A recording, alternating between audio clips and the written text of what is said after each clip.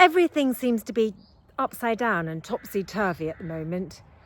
We've got, on the one hand, Michael Gove lauding Keir Starmer and really enjoying what he's doing. And then, on the other hand, we've got Labour MPs who are sounding more like Conservatives used to, bigging up free trade.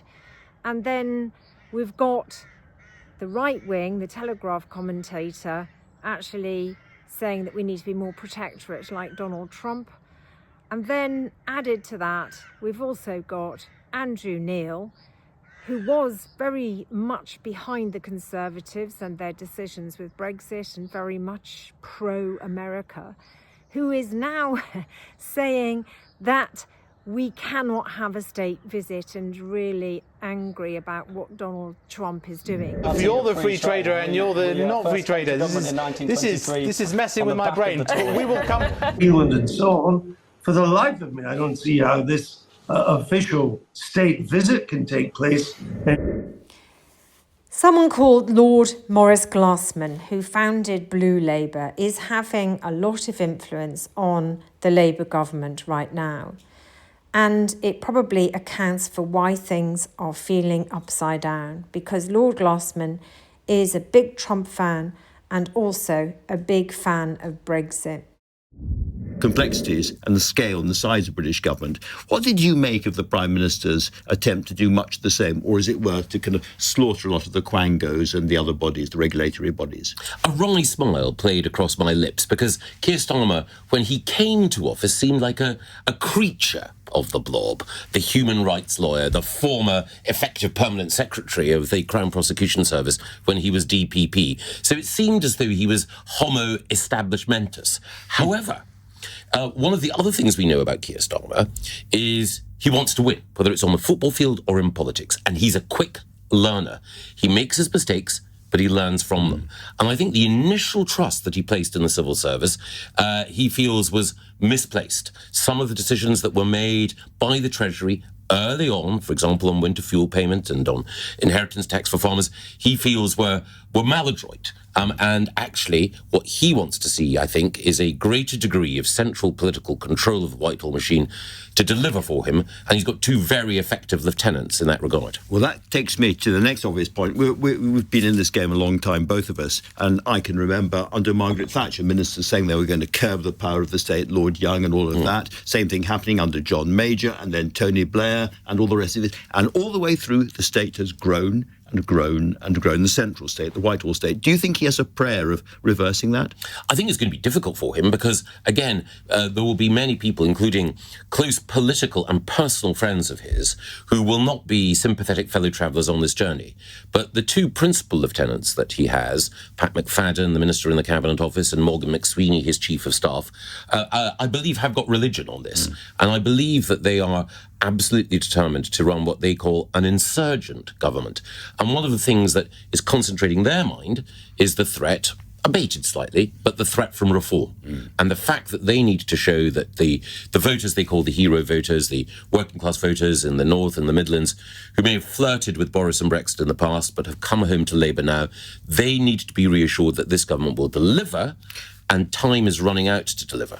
And in that argument, let's look at Morgan McSweeney and Dominic Cummings, who was there in your day. There are certain similarities there, aren't there? There are. I mean, Morgan McSweeney is a much more softly spoken figure, but both of them are effective political campaigners. Morgan McSweeney, the architect of Starmer's landslide. Dominic Cummings, the architect both of the Leave vote and of Boris Johnson's 2019 election victory.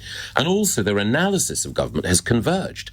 They believe that the state needs to be made more efficient. They believe that technology can be the handmaiden of that. And they're both very interested in the potential of defence to reinvigorate Britain's industrial base. Now, again, their style of operating is different, and Morgan McSweeney is very seized of the fact that Dominic Cummings became far too much of the story, too radioactive. He doesn't want that to happen to him. But it is striking, knowing both of them a bit, how similar their analysis is. Absolutely. Big test of the PM's strategy, this. Not looking good. If there's no carve-out for our cars, has he not failed? Well, the Prime Minister's done a good job in building a good relationship with Donald Trump. I thought the visit to the White House was a success.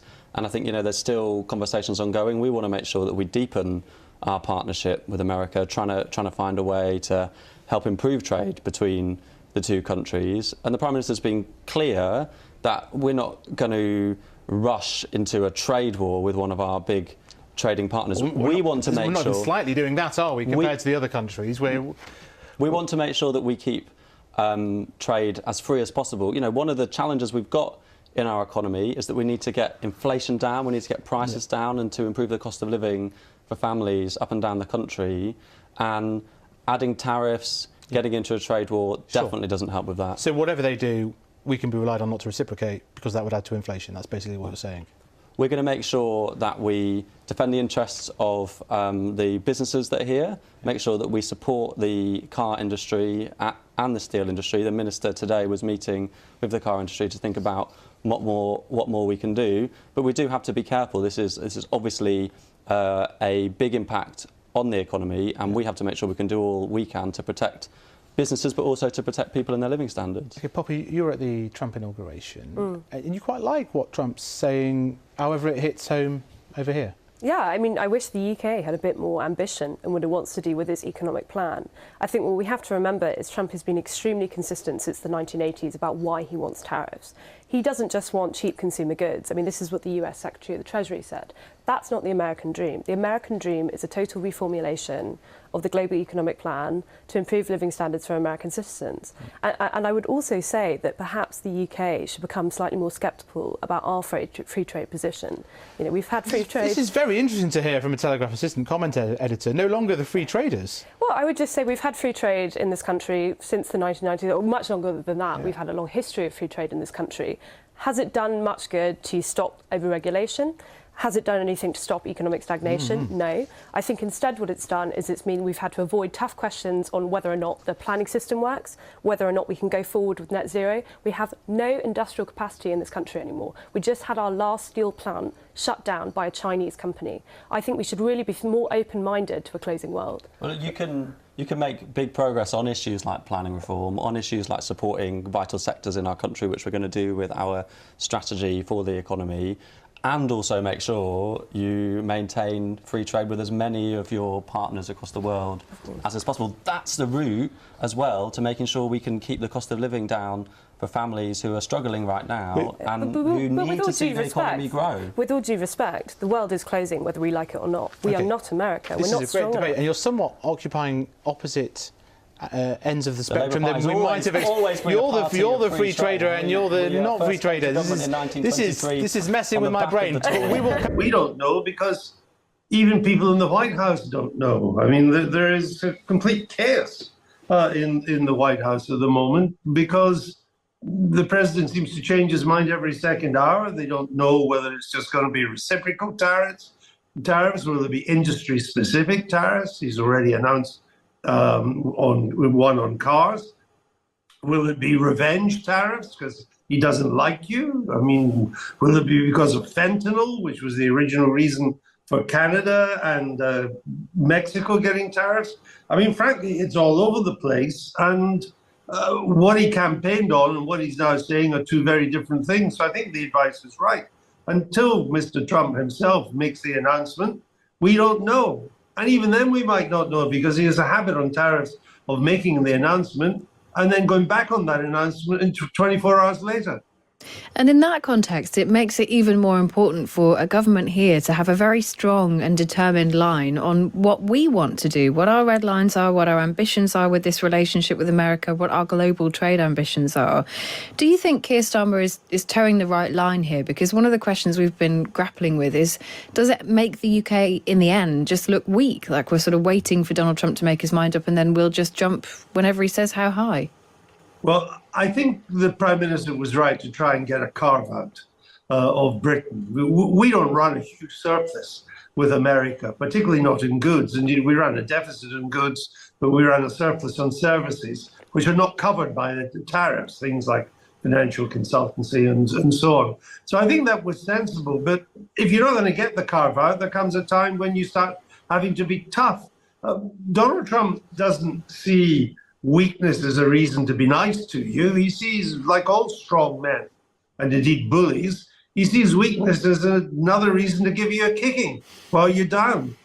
So I think Britain needs to show some toughness in this. In the end, if they're going to pick on us, then we need to pick on them too.